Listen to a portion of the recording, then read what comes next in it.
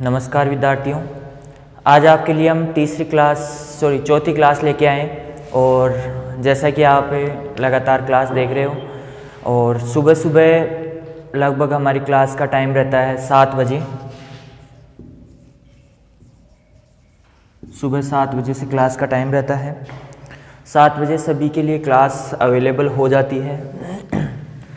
इसका टाइम थोड़ा सा लेट करने की सोच रहे हैं ताकि सभी स्टूडेंट इसकी ये क्लास ले सके, क्योंकि अभी लॉकडाउन चल रहा है तो सब घर पे रहते हैं, मज़े से 8-10 बजे तक उठते हैं आराम से, है ना। तो इसलिए थोड़ा सा 7:30 का टाइम रखेंगे आज से इस क्लास का। और इसके साथ ही हम पढ़ रहे थे, आपके बीज पढ़ रहे थे और सीड में हमने पढ़ लिया था इसके अंदर 4 प्रकार के बीज। जैसे यदि भारत की बात करें तो कितने प्रकार के बीज उत्पादित होते हैं भारत में? 4 प्रकार के। और यदि विश्व की बात करें या अन्य देशों की, विकसित देशों की बात करें तो वहाँ पर 5 प्रकार के बीज विकसित किए जाते हैं। तो हमने यहाँ पर पहला बीज पढ़ा था मूल केंद्रक बीज। मूल केंद्रक बीज। दूसरा पढ़ा था हमने यहाँ पर प्रजनक बीज। प्रजनक बीज। तीसरा हमने पढ़ लिया था आधार बीज। आधार बीज, ठीक है। और चौथा हम पढ़ेंगे, यदि हम भारत की बात करते हैं तो भारत में कौन सा आएगा यहाँ पर? प्रमाणीकृत। लेकिन हमें पंजीकृत बीज भी पढ़ना है ना, पंजीकृत बीज। इस बीज को यहाँ पर यदि मूल केंद्र को बीज को माने तो न्यूक्लियस सीड, यदि प्रजनक बीज को क्या माने? Foundation seed. आधार बीज को इसको बोलेंगे प्रजनक को फाउंडेशन हो गया, मूल केंद्र न्यूक्लियस सीड हो गया, प्रजनक को फाउंडेशन सीड, आधार बीज को मदर सीड, और यहाँ पर पंजीकृत बीज को रजिस्टर्ड बीज, और 5वां बीज आता है आपका प्रमाणित बीज, सर्टिफाइड बीज, ठीक है। यदि भारत में यदि ऐसा कहा जाए कि भारत में कौन सा बीज, आधार बीज से कौन सा बीज बनता है, ये मैंने कल आपको क्वेश्चन बताया था आपको कि पंजीकृत हो गया। और यदि विश्व में पूछे तो पंजीकृत बीज आएगा, और यहाँ पर यदि भारत में बात करें तो प्रमाणीकृत बीज आएगा, ठीक है। अब देखते हैं पंजीकृत बीज। पंजीकृत बीज किससे निर्मित होता है? आधार बीज से। तो आधार बीज से निर्माण होता है किसका? रजिस्टर्ड पंजीकृत। मतलब इस बीज को हमने आधार बीज उत्पादित कर लिया है, तो यहाँ पर इस बीज को पंजीकृत करवाया जाता है, रजिस्टर करवाया जाता है कि हमने ये बीज उत्पादित किया है, और इसे उत्पादित होने के बाद में हमने इस प्रकार के इसमें गुण, इस प्रकार की विशेषताएं रखी है, और इन विशेषताओं के आधार पर जो मानक होते हैं उनके आधार पर इसे रजिस्टर कर लिया जाता है कि हाँ चलो, जैसे स्टूडेंट का एडमिशन होता है वैसे इसका भी एडमिशन हो जाता है इस बीज का, ठीक है। तो आधार बीज से निर्मित होता है। अब यदि इसके बाद में यदि बात करें कि कौन इसको उत्पादित कर सकता है, तो कौन कौन उत्पादित कर सकता है? कोई भी संस्था उत्पादित करती है जो बीज उत्पादन क्षमता रखती हो, ठीक है। इसी प्रकार से विश्वविद्यालय,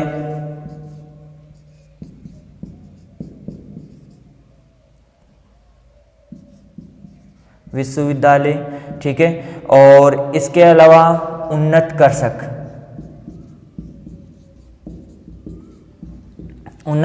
है, वो भी इसका उत्पादन कर सकता है, क्योंकि अब जिसके पास उन्नत कृषक है वो क्या कर सकता है? इस बीज को उत्पादित कर सकता है, क्योंकि अब इसमें इतनी व्यवस्थाएं नहीं करनी पड़ती है जितनी हम मूल केंद्र बीज, प्रजनक बीज में के लिए और आधार बीज के लिए करते हैं।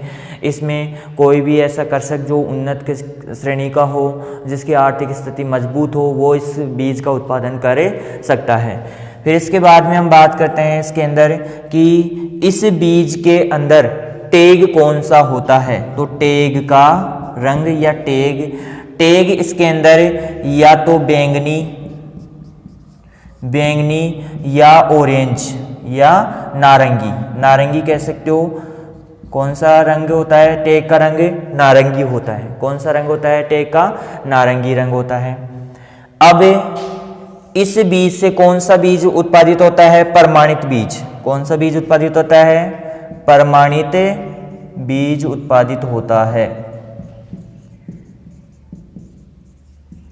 उत्पादित होता है। ठीक है, इसके बाद में इसकी आनुवांशिक व भौतिक शुद्धता, भौतिक शुद्धता कितनी होगी?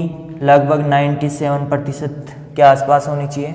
लगभग कितनी होनी चाहिए? 97% इसकी क्या होनी चाहिए? आनुवांशिक और भौतिक शुद्धता होनी चाहिए।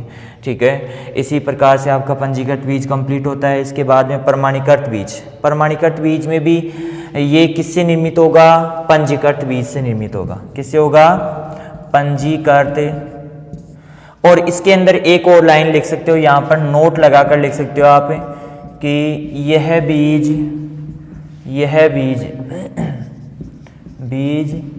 भारत में उत्पादित नहीं होता है, नहीं होता है। क्या नहीं होता है यहाँ पर? कि पंजीकृत बीज भारत में उत्पादित नहीं होता है। ये नोट लगाकर, चांद, स्टार, तारे वारे लगाकर आप लिख सकते हो, क्योंकि ये बीज भारत में उत्पादित नहीं होता है। यहाँ पर ये क्वेश्चन पूछा जा चुका है। क्लियर है? तो यहाँ पर इस प्रकार के क्वेश्चन बनते हैं। इसमें से ज़्यादातर जो क्वेश्चन बनेंगे वो बनेंगे, एक तो टेक का रंग पूछा जा सकता है आपसे, एक पूछा जा सकता है कि ये पंजीकृत जो बीज है ये किस देश में उत्पादित किया जाता है या किस में नहीं उत्पादित किया जाता है। तो किस में नहीं उत्पादित किया जाता है? भारत में नहीं उत्पादित किया जाता है। और भारत में इसको निकालने के बाद में कितने प्रकार के बीज बचते हैं? 4 प्रकार के बीज बचते हैं। अब इसके बाद में प्रमाणित बीज।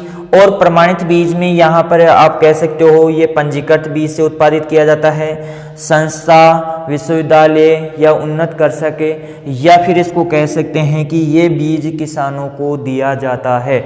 मतलब जब प्रमाणित बीज उत्पादित हो जाता है तो उसे किसानों को बुआई के लिए दे दिया जाता है। तो उन्नत कृषक, और इसके अलावा ये बीज उत्पादित होने के बाद में किसानों को कृषि के लिए, यहाँ पर नोट लगाकर लिख लो, किसानों को कृषि के लिए या किसानों को उपलब्ध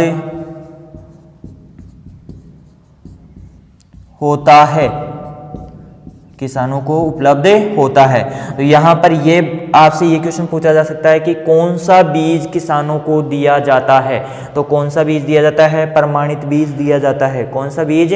प्रमाणित बीज दिया जाता है, ये किसानों को उपलब्ध होता है। ठीक है, इसके बाद में यहाँ पर ये पंजीकृत बीज से संस्था, विश्वविद्यालय, उन्नत कृषक, टेग का रंग बैंगनी और नारंगी नहीं, इसके टेग का रंग नीला होता है। कैसा होता है रे? नीला होता है। यहाँ पर टेग का रंग कैसा होगा? नीला होगा।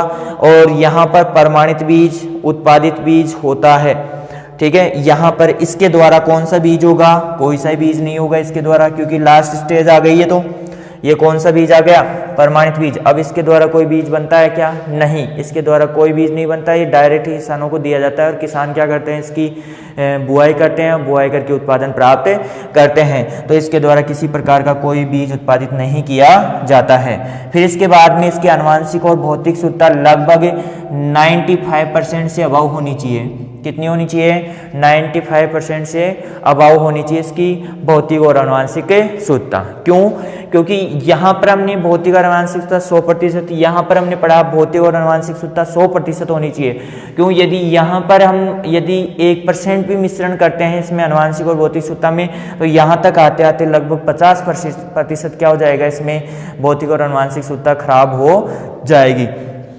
इसलिए इस स्टेज में बहुत ज़्यादा सावधानी रखनी है। फिर इसके बाद में यहाँ पर सावधानी तो रखनी है, लेकिन यहाँ पर बहुत कम रखी जाती है, कम सावधानी रखी जाती है। इसके बाद में यहाँ पर और भी कम और यहाँ पर और भी कम। और वैसे देखा जाए तो फिर जब हम बुआई करते हैं, खेतों में इसकी बुआई करते हैं, तो लगभग थोड़ी बहुत मिश्रण तो हो ही जाता है, क्योंकि प्राकृतिक जो संरचना है उससे हम नहीं लड़ सकते, क्योंकि उसके द्वारा हवा चलती है तो परागण कहीं ना कहीं से उड़कर आ ही जाता है, और दूसरे जो उन्नत श्रेणी की किस्में हैं या निम्न श्रेणी की किस्में, उनके परागण भी वहाँ पर पहुँच जाते हैं और वहाँ पर संकरण की क्रिया कर देते हैं, जिससे आनुवंशिक शुद्धता खराब हो जाती है।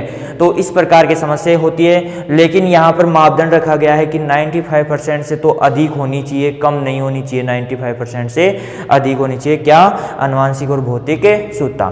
यहाँ पर आनुवंशिक और भौतिक शुद्धता के बारे में मैंने पहले बता दिया था, एक बार फिर से बता रहा हूँ। यहाँ पर आनुवंशिक शुद्धता का मतलब आनुवंशिकता के अंदर, इसके अंदर सभी बीज एक ही प्रजाति के होने चाहिए। सभी बीज किस प्रकार की प्रजाति के होने चाहिए? एक ही प्रजाति के होने चाहिए, तथा उसमें किसी अन्य किस्मों के बीजों का मिश्रण या फिर आप कह सकते हो कि अन्य किस्मों के परागण का संकरण नहीं हुआ हो।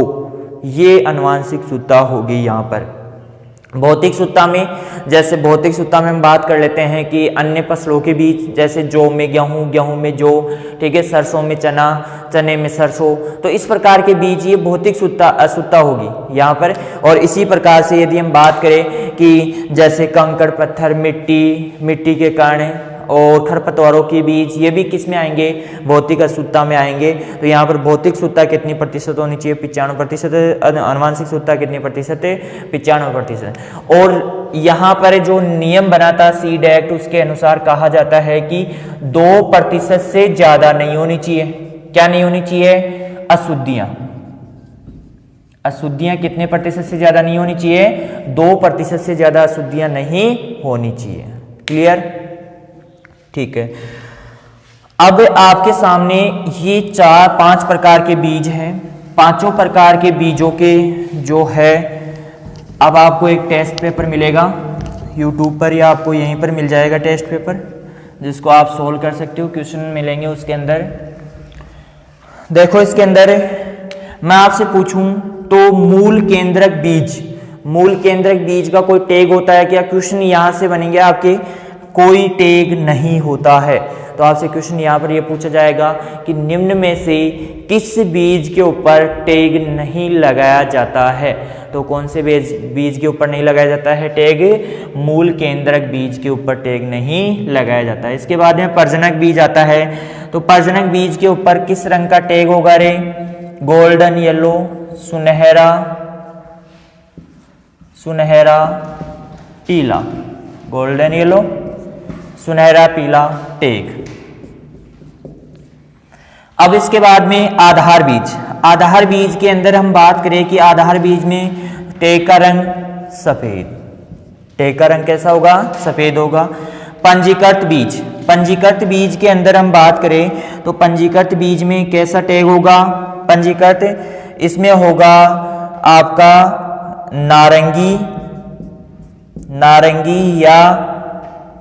नारंगी या फिर आपका पर्पल कलर, जिसे बैंगनी रंग कहते हो आप लोग, ठीक है। इसके बाद में प्रमाणित बीज का टैग का रंग कैसा होगा? प्रमाणित बीज का टैग का रंग कैसा होगा रे? अरे अभी लिखाया था मैंने, नीला। कैसा रे? नीला, ठीक है। अब ये समस्या कंप्लीट हो गई। यदि इसको ऐसे भी लिखना चाहो तो ऐसे लिख सकते हो, आनुवंशिक और भौतिक शुद्धता, भौतिक शुद्धता। चलो इसको साफ लिख देता हूं।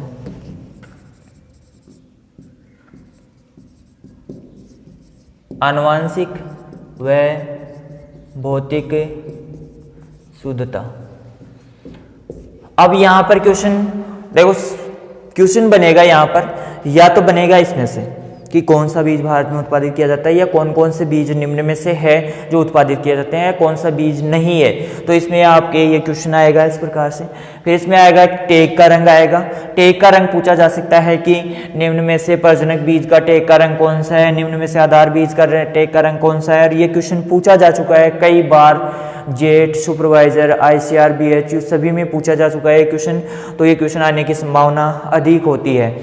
यहाँ पर सुनहरा, पीला, सफ़ेद, नारंगी, बैंगनी या नीला, ठीक है, इस प्रकार के इसके टैग के रंग होते हैं। इसके बाद में अनुवांशिक शुद्धता, यदि हम बात करें कि यहाँ पर इसकी कितनी अनुवांशिक शुद्धता होगी, 100% अनुवांशिक शुद्धता होगी।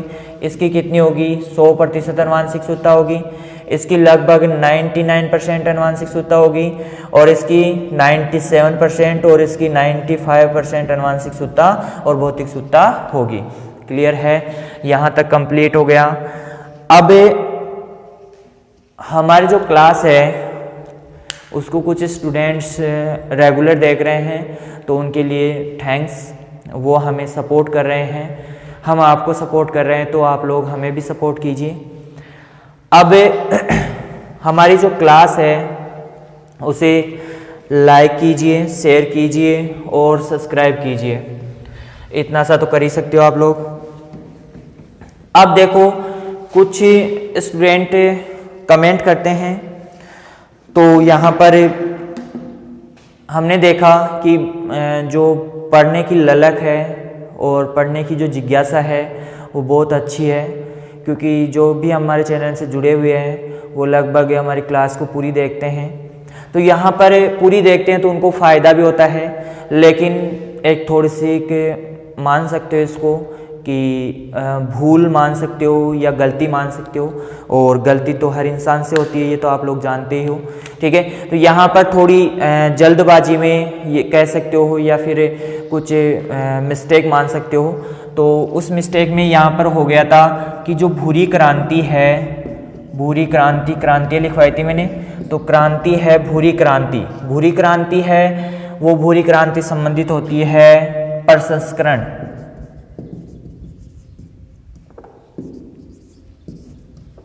प्रसंस्करण उद्योग से, ठीक है।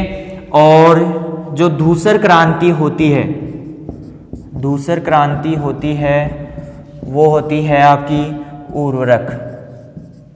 यहाँ पर मैंने भूरी क्रांति उर्वरक से संबंधित लिखवा दी थी, ठीक है। तो यहाँ पर धूसर क्रांति होती है वो उर्वरक से संबंधित होती है, उर्वरक उत्पादन से, और ये होती है प्रसंस्करण से संबंधित होती है, उर्वरक उत्पादन से संबंधित, और भूरी क्रांति होती है प्रसंस्करण से संबंधित। जो हमारे खाद्य पदार्थ होते हैं उनको परिरक्षित करने की जो विधि होती है वो आपकी भूरी क्रांति के अंतर्गत आती है। क्लियर है, ठीक है। अब इसके बाद में हम बात कर रहे थे, बीज पढ़ रहे थे, और बीज के अंदर हम पढ़ रहे थे कि आपके बीज कितने प्रकार के होते हैं। 4 प्रकार के कंप्लीट हो गए, 5 प्रकार के और 4 प्रकार के बीज होते हैं। इसके बाद में राष्ट्रीय बीज निगम, ये क्या है, NSC है, नेशनल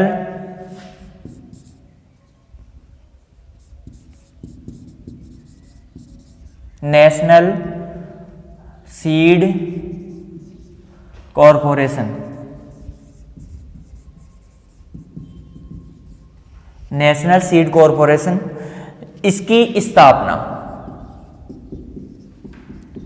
स्थापना हुई थी 1963 में। देखो यहाँ पर मैं फिर से रिपीट कर रहा हूं आपके लिए कि सीड एक्ट कब पारित हुआ संसद में, 66 में। कब पारित हुआ, 66 में। यदि हम बात करें, डेट भी डाले तो 29/12 और 1966 में ये क्या हुआ था, पारित हुआ था। अब पारित होना और लागू होना अलग अलग डिमांड है कि संसद में जब बहुमत प्राप्त हो जाता है तो पारित हो जाता है, उसके बाद में लागू कब हो रहा है, वो जो नियम है, जो एक्ट है वो लागू कब हो रहा है। तो पारित हुआ था तब इस 1966 में, और ये लागू हुआ था कब, 2 अक्टूबर 1969 में लागू हुआ था सीड एक्ट।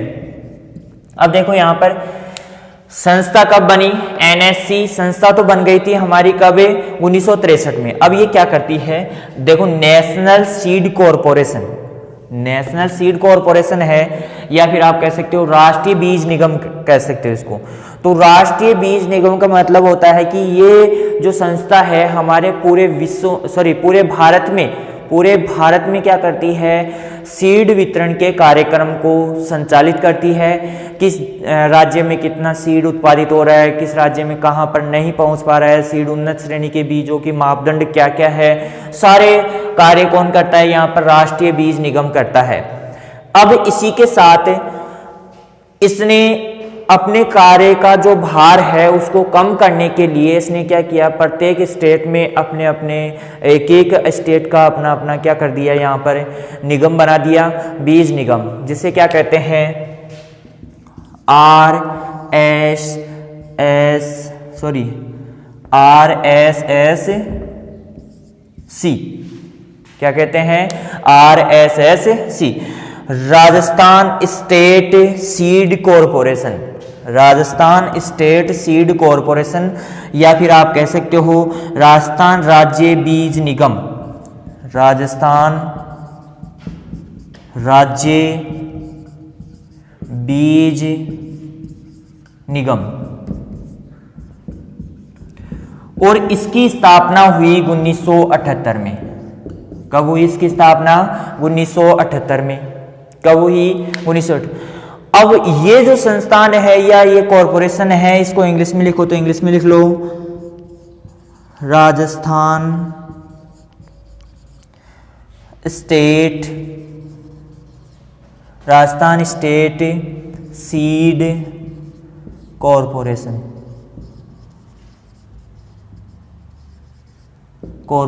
इसकी स्थापना कब हुई? 1978 में इसकी स्थापना हुई।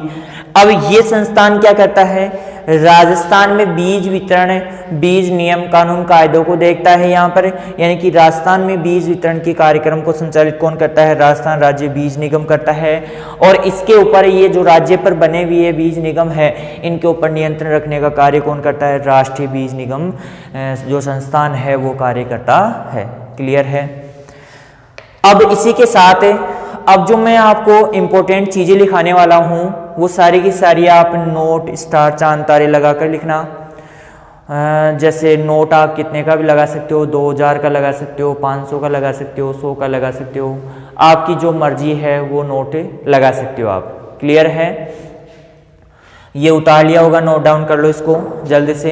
देखो सीड एक्ट, इसके अंदर मैं लिख देता हूं यहां पर, सीड एक्ट पारित हुआ 29/12/1966 में और लागू हुआ, यहाँ पर लागू लिख लेना, लागू हुआ कब? 2/10/1969 में लागू हो गया। ठीक है, क्लियर है? उतारो इसको जल्दी से, नोट डाउन कीजिए। अब इसके बाद में आपके लिए यहाँ पर कुछ मैं इंपॉर्टेंट चीज़ें लिखाने वाला हूँ, वो लिखते जाइए। चलो हटा देता हूं मैं इसको।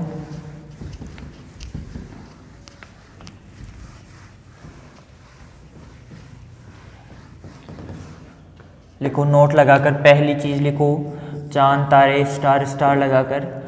देखो भारत में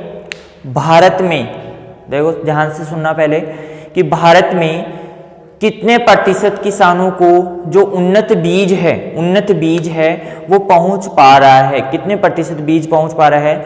तो भारत में 15% बीज ही उन्नत श्रेणी के बीज पहुंचे पा रहे हैं। तो यहाँ पर आप लिख सकते हो इसको कि भारत में वर्तमान में किसानों को 15% उन्नत बीज दिया जा रहा है। वर्तमान में किसमें? वर्तमान में। क्लियर है? वर्तमान में भारत में किसानों को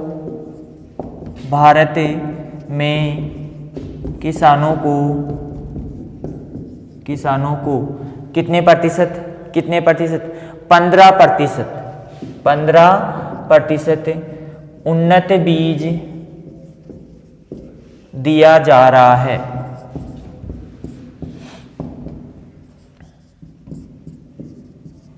क्लियर है? ये आप ध्यान से समझना, वर्तमान में भारत में किसानों को 15% उन्नत बीज दिए जा रहे हैं या दिए जा रहे हैं। ठीक है, इसके बाद में लिखो आप कि यहाँ पर यदि हम उन्नत बीज की बात करते हैं, उन्नत बीज की बात करें तो उन्नत बीज किसे कहेंगे, इसकी कुछ विशेषताएं तो होनी चाहिए। तो उन्नत बीज करते जा रहे हैं हम, उन्नत बीज की कुछ विशेषताएं तो होनी चाहिए।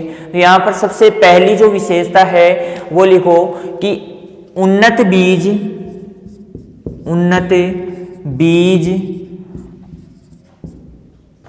अन्य किस्मों या अन्य बीजों की अपेक्षा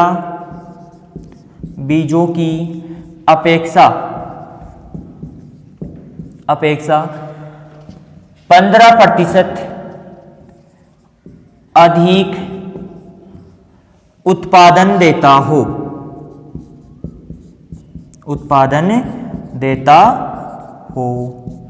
यहां पर आप चीज समझ रहे हो कि ऐसे बीज उन्नत श्रेणी के बीज किसे कहेंगे कि यहां पर अन्य बीजों की अपेक्षा या सामान्य किस्मों के बीजों की अपेक्षा 15% अधिक उत्पादन देता हो। तो ये क्लियर है। तो यहाँ पर कितने प्रतिशत अधिक उत्पादन देता हो, 15% बीज उत्पादन अधिक देता हो। अब यहाँ पर आप लिखो जो उन्नत बीज है इसकी विशेषताओं में भी लिख सकते हो। उन्नत बीज है, इसकी अंकुरण प्रतिशतता, उन्नत बीज की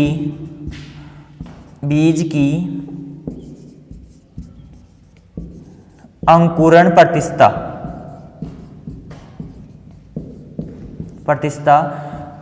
कितनी होनी चाहिए, 80% होनी चाहिए। कितनी होनी चाहिए, 80%। क्या अंकुरण प्रतिशतता। यदि इसमें हम उन्नत बीजों के अंदर देखें तो उन्नत बीजों में देखने पर हमें पता चलता है कि सर्वाधिक अंकुरण प्रतिशतता, तो सर्वाधिक यहां पर लिख सकते हो आप, सर्वाधिक अंकुरण प्रतिशतता। देखो यहां पर मैं जो भी लिखवा रहा हूं वो क्वेश्चन आए हुए हैं, किसकी है, 98% है। और 98% किसकी है, मक्का की है। किसकी है रे, मक्का की है। यहां पर ध्यान से समझना कि अंकुरण प्रतिशतता किसकी है, कितनी होनी चाहिए, 80% होनी चाहिए, तो ही वो उन्नत श्रेणी का बीज माना जाएगा, अन्यथा उन्नत श्रेणी का बीज नहीं माना जाता है। और यहां पर न्यूनतम अंकुरण प्रतिशतता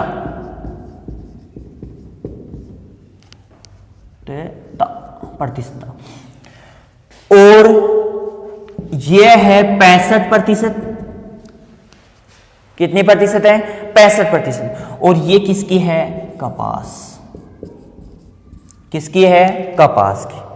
यहां पर मैंने ये दोनों ही क्वेश्चन बहुत ही इंपॉर्टेंट लिखाया है, मैंने ये दोनों क्वेश्चन पूछे जा चुके हैं। यहां पर आपके लिए पढ़ने के लिए बुक्स काफ़ी है, नोट्स काफ़ी अवेलेबल हो जाएंगे, लेकिन जो पढ़ने का तरीका है वो से आप ध्यान से पढ़ो कि कहाँ से क्वेश्चन बन सकता है इसमें। देखो सबको पता है 80% अंकुरण प्रतिशतता होती है, सबको पता है, सब जानते हैं, लेकिन यहां पर आप जो क्वेश्चन बनने वाला है उसके ऊपर गौर करो यहां पर कि सर्वाधिक अंकुरण प्रतिशतता किसमें है, 98% है, और वो किसमें है, मक्के में है। किसमें है, मक्के में। और यहीं पर यदि हम बात करें कि सर्वाधिक तो देख लिया हमने, लेकिन न्यूनतम देखो यहां पर, तो न्यूनतम अंकुरण प्रतिशतता कितनी प्रतिशत होगी, यहां पर 65% होगी। कितने प्रतिशत होगी, 65%। और जो हमारे पास यहां पर कमेंट आ रहे हैं उन कमेंटों का हम अभी जवाब नहीं दे सकते, क्योंकि हमारे पास इतनी व्यवस्थाएं उपलब्ध नहीं है जिसको हम कमेंट पढ़ भी सके और आपको रिप्लाई भी कर सके।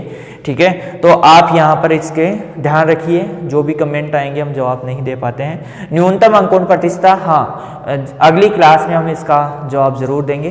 ठीक है, न्यूनतम अंकुरण प्रतिशतता कितनी होगी, 65%। और कपास में, अब यहां पर आप लोगों के माइंड में एक क्वेश्चन आ रहा होगा कि सर आपने उन्नत श्रेणी के जो बीज है उसमें आपने अंकुरण प्रतिशतता लिखवाई है 80% है, और यहां पर आप कह रहे हो कि कपास की अंकुरण प्रतिशतता कितनी होती है, 65%। ये क्या है? तो आप इस क्वेश्चन के ऊपर विचार कीजिए, थोड़ा सोचिए समझिए, और आपके लिए कल तक का टाइम है। कमेंट करके हमें बताइए, और कमेंट करके बताइए कि ये क्या है। कोई समझ पाया तो उस चीज़ को बता सकते हो, और अगली क्लास में हम यहीं से आपकी क्लास शुरुआत करेंगे। और आप जितना हो सके इस चैनल को शेयर कीजिए, लाइक कीजिए और सब्सक्राइब कीजिए, क्योंकि हम आपका इतना सपोर्ट करें तो आप थोड़ा सा सपोर्ट तो कर ही सकते हो। ये बात आगे आप खुद समझदार हो कि आपको क्या करना है क्या नहीं करना है। नहीं कर रहे हो तो कोई दिक्कत वाली बात नहीं है, हम हमारे जो कर्म है उसे कर रहे हैं, आप लोगों का जो कर्म है वो आप ही निभाते रहिए। ठीक है, धन्यवाद। अगली क्लास में बात करते हैं।